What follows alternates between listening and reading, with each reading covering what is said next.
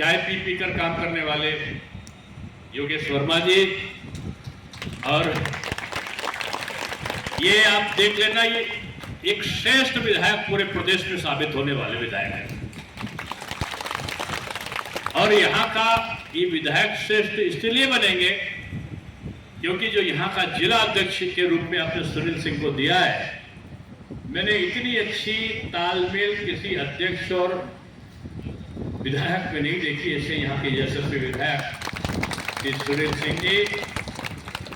यहाँ के पूर्व जिला प्रभारी मेरे प्रिय श्री दिनेश तिवारी जी, जिला अध्यक्ष, जिला पंचायत अध्यक्ष के बनाने की मशीन,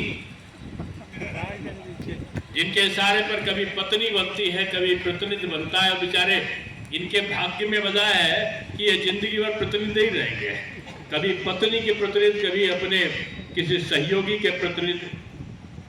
और इसलिए मैं कह रहा हूं कि एक ऐसे व्यक्ति के ये साले हैं जो भगवती सिंह करके मेरे वहां, अगर किसी ने शिक्षा में सुधार किया है तो माध्यमिक शिक्षा परिषद का वो अधिकारी का नाम भगवती सिंह है। देखिए, इसीलिए उनकी अच्छाई का ओ 10 साले हुआ, उनके साले ये, उनके साले आ। तो नरेंद्र सिंह जी हमारे बड़े अच्छे जिला अध्यक्ष जिला सहकारी बैंक लिमिटेड भैया विनीत मनार जी, ब्लॉक प्रमुख पवन गुप्ता जी, ब्रजेश शुक्ला जी, शर्मा प्रजापति, यानी ये आधा हमारे हैं, आधा प्रजापति का है, नीरज सिंह चौहान जी, आनंद वर्मा जी। आनंद वर्मा जी तो ऐसे समाज सेवी है कि कार्यक्रम का पूरा उन्होंने इतना सुंदर आयोजन कर डाला। हमारे सुनील वर्मा जी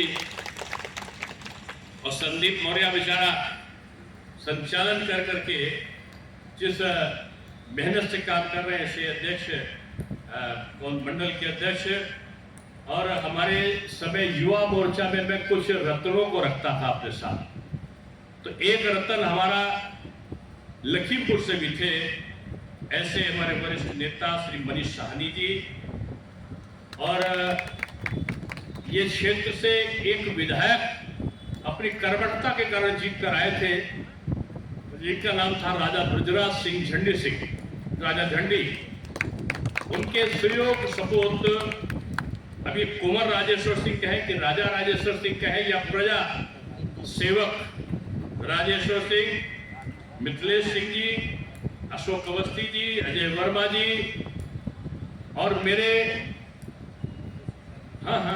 सबसे ज्यादा जिनके साथ में सहयोग रहा, जिनको छात्र नेता के रूप में मैंने देखा, जिनको कई बार प्रशासन के साथ विपक्ष की सरकार में टकराते हुए देखा, इनका पूरा शरीर लाठियों से पिटा हुआ होगा, ऐसे युवा मोर्चा के मेरे साथ अध्यक्ष रह चुके श्री अनूप शुक्ला जी, उनके भैया भी दिखाई पड़े थे मुझे, ब्रजेश शुक्ला जी। और भैया नाम जिसका नहीं लिया हो तो समझ लेना मेरे कार्यक्रम के बाद उस व्यक्ति से मिलना जिसने ये नाम लिखा है। भैया सभी मंच में बैठे हुए लोगों, मंच के नीचे बैठे हुए माताएं, बहनें, पुरुषों, इस कार्यक्रम के निमित्त तो वास्तव में चमत्कार है। मैं लखीमपुर आ रहा था एक कार्यकर्ता सम्मेलन में, और अचानक ही अध्यक्ष जी का पहुंचा कि आपको कल हम और लगा लेंगे। मैं दिल्ली में था, तो मैंने कहा इतनी जल्दी कहां लगा लेंगे।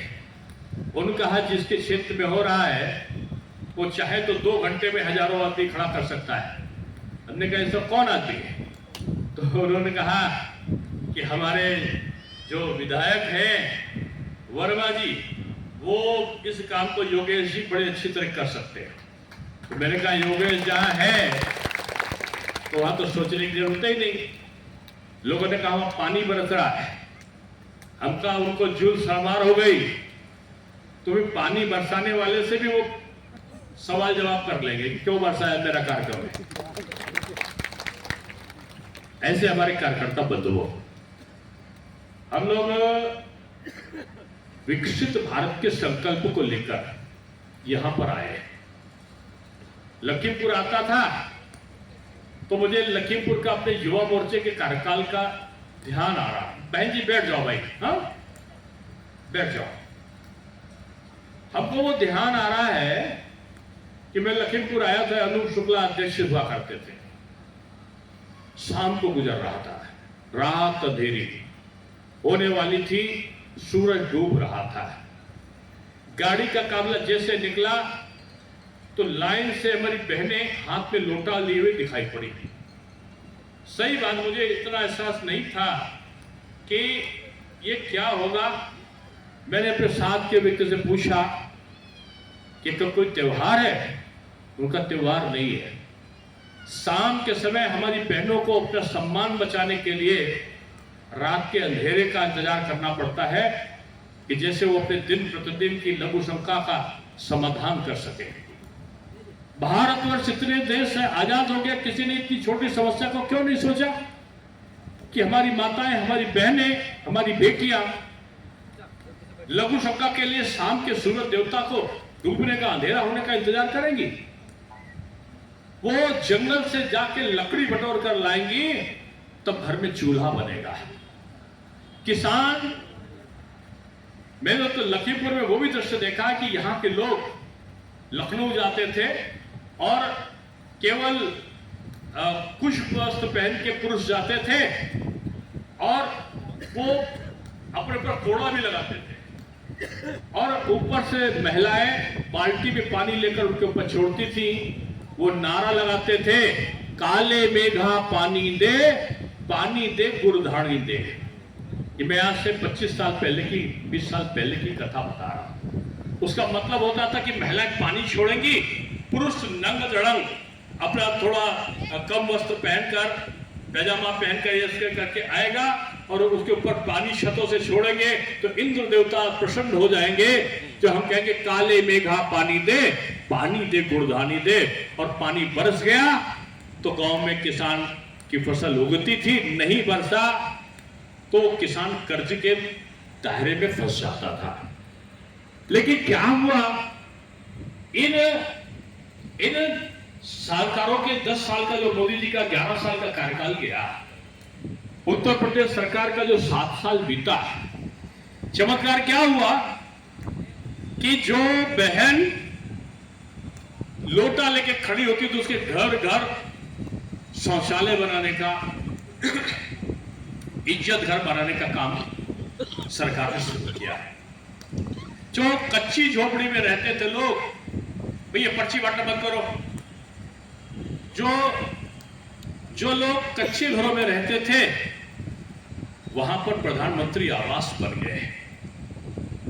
और आवास भी बने तो महिलाओं के नाम पर बने, जिसमें पति लोग ज्यादा धौंस ना दे सके। और उसके बाद घर का चूल्हा आ गया। अब अम्मा खाना बनाते समय लकड़ी के धुएं से उनको दमा ना हो जाए, इसलिए मोदी जी ने गैस का चूल्हा भी भेज दिया। घर घर अनाज कहां से आएगा? 10 किलो राशन घर घर योगी जी देते हैं, मोदी जी देते हैं। अब आप बताओ कि जो लड़की का विवाह, घर का मकान, घर में चूल्हा हो जाए, घर में बिजली हो जाए, घर में बच्चों की पढ़ाई हो जाए, जितनी समस्या थी वो सारी समस्या तो आपकी सरकार ने ले ली। अब बचा क्या? निश्चिंत होकर इस देश का कल्याण के लिए आप काम करो। अब क्या है, विपक्ष ने देखा कि कोई बात ऐसी नहीं होगी तो करो क्या? तो काय को अगड़ा, पिछड़ा, अधोचित, दलित, ये कुर्मी है, ना, ये पंडित है, अरे भाई ये जाटो है, नहीं ये ठाकुर साहब है, और ठाकुर साहब ये तो वैश्य है, लड़ा दो इनको, ये बटे जाए। लेकिन इनको पता नहीं पहलगाम में आतंकवादी गोली चला रहा है तो जाति पूछ कर नहीं चला रहा है, वो हिंदू बोल रहा है तो हिंदू धर्म नाम के तब गोली चला रहा है। ये एक रहेंगे तो नेक रहेंगे।